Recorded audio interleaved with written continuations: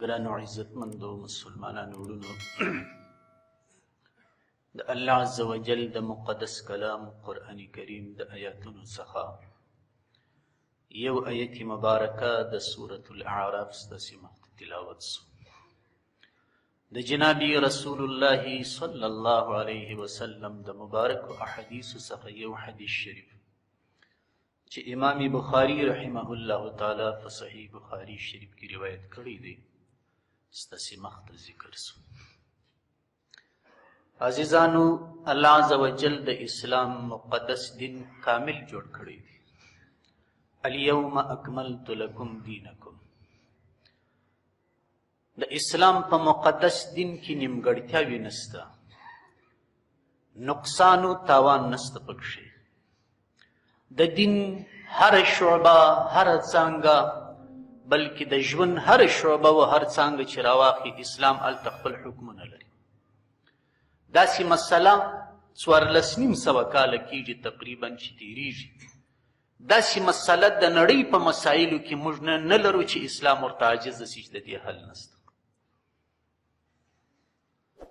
دا د قرآن معجزه ده داسې اصول الله عز وجل په قرآن کې وضع کړي دي چې د دغه اصولو په رڼا کې تر قیامت پورې جزئیات فروعیات څومره مسایل چې راځي هغه ټوله حل کېږي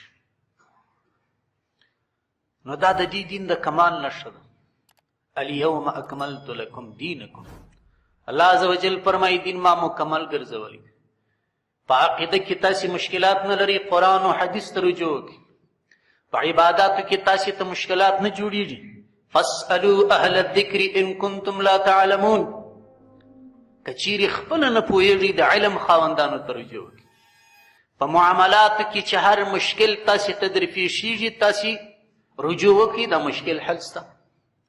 تاسې د موجوده نړۍ کاروبار وګورئ داسې مغلقې داسې مشکلې مسایل انسان چې هغه مسایل یې واوري چې خدای د دې حل به څنګه لیکن الحمدلله د دې امت چې کوم علما دي مفتیان حضرات دي اهل علم دي هغوی ډېر ښایسته حل ورکړي نن اکثره نړۍ په سود اخته ده یو د اسلام مقدس دین دی چې نړۍ د دې ناسور څخه خلاصولی سي بل شی نسته الله عز وجل وایي سود مه کوئ هغه پیسې چې تا په بانکو په صرافۍ و په یو کاروبار کې چاته په سود ورکړي دي دا ختم که د شراکت معامله ورسره وکړه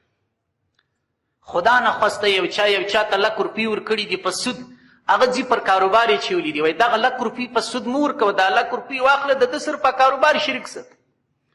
کېدی شي چې تر دې سود ډېره ګټه درته راسي ته شراکت خو زه نسم کولی په مضاربت یې ورسره وکړه دا 1,00,000 روپۍ واخله ځه اعمل ما شئت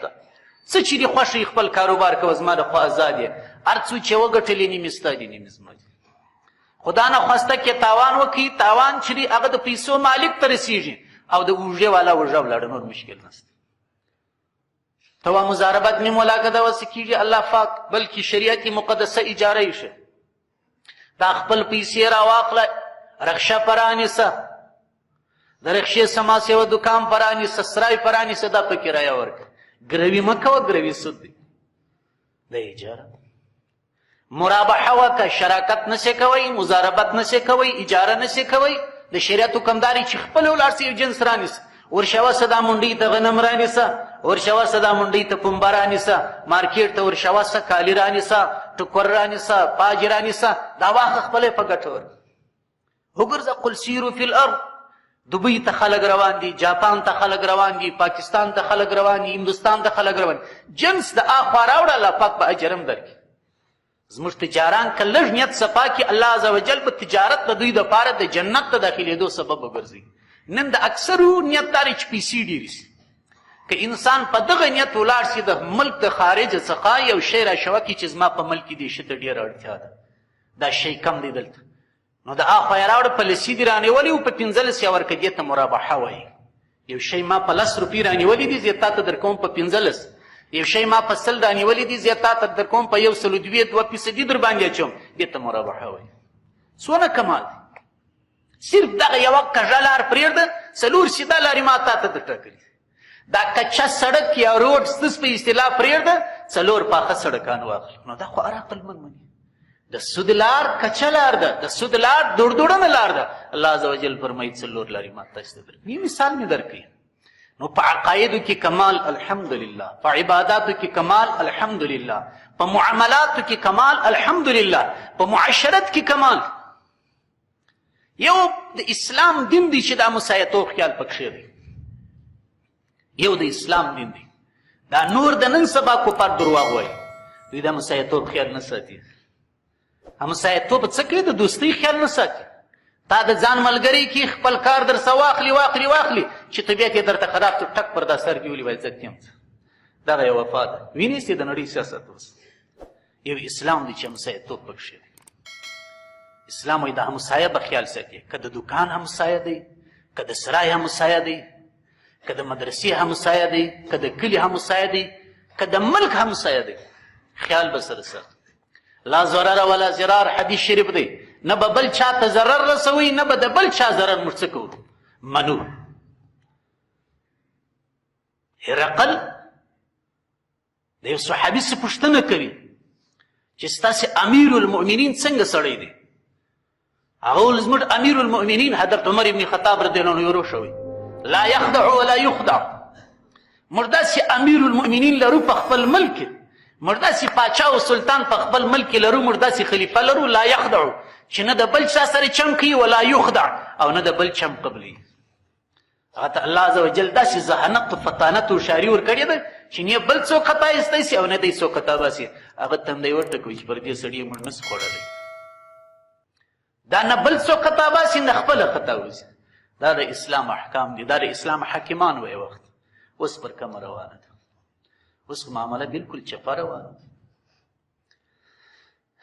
ترسیم نرسی بکابای عربی ترسیم نرسی بکابای عربی این راه کی تو میروی به ترکستان است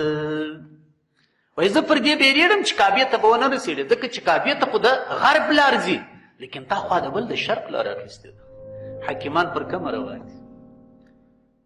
او اخلاق هم دغسې په اسلام کې نو د ژوند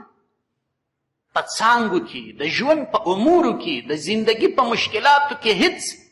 شاخ او هیڅ شعبه او څانګه داسې نه ده چې اسلام دي